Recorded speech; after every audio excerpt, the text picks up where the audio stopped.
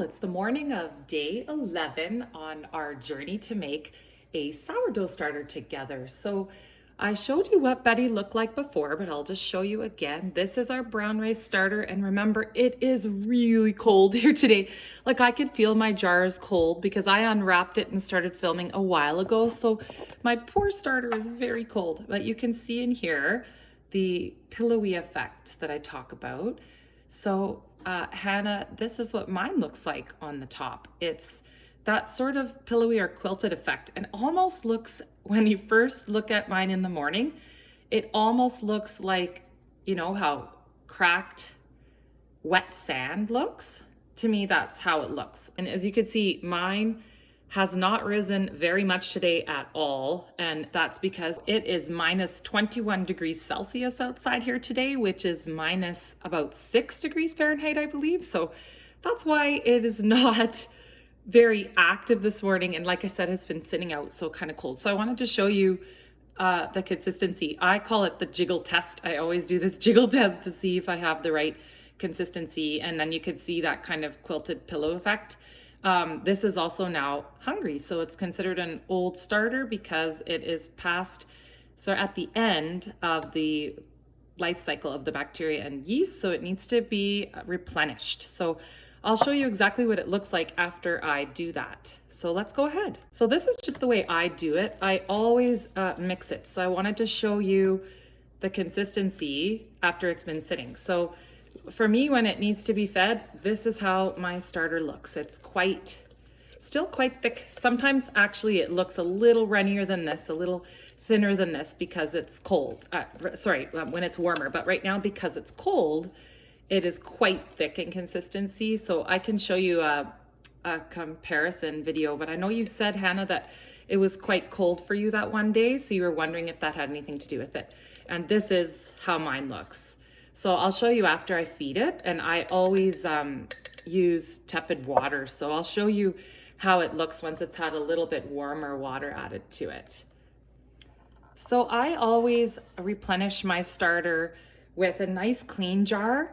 I find it easier just to have 2 jars and then put my 30 grams of starter into my clean jar rather than trying to clean the edges of this all the time. So I like to have 2, and then that way it just makes it significantly easier for me. I always write down on the bottom of my jar how much it weighs because sometimes they're a little bit different.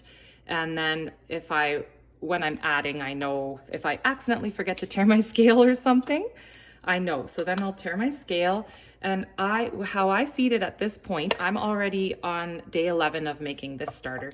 So I do 30 grams, 35 grams. So if I put a little too much, it's okay. It's not a big deal, but I will show you here how I do it. So I'll go exactly 30 to make it simple, or as close as I can. So there we are. So that makes it nice and easy. So normally when the temperature is a little warmer outside and my home can stay sort of a normal temperature, and my home can stay a regulated temperature and is not going up and down at all with the heat kicking in and out, then at this point on day 11, I would be feeding 30 grams of starter to 50 grams of water and 50 grams of flour.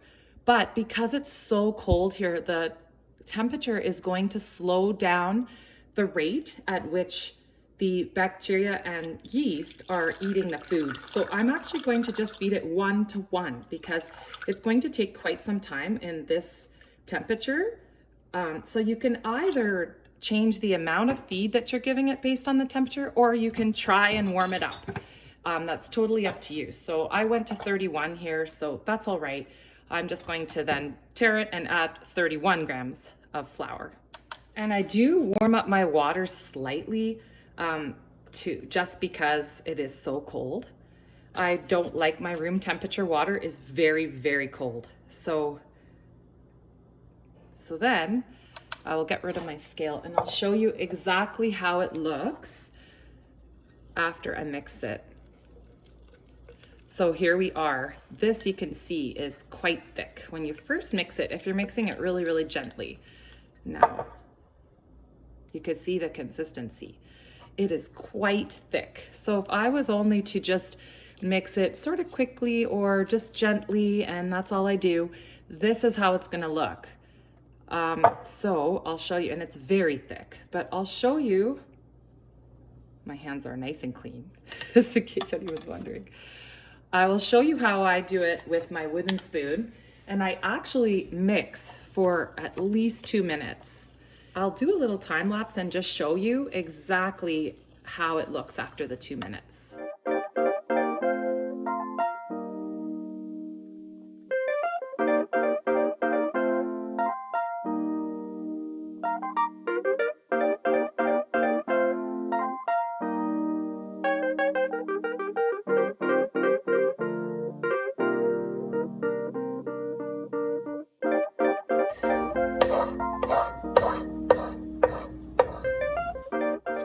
So now you can see the consistency if I do my jiggle test, which is what I call it.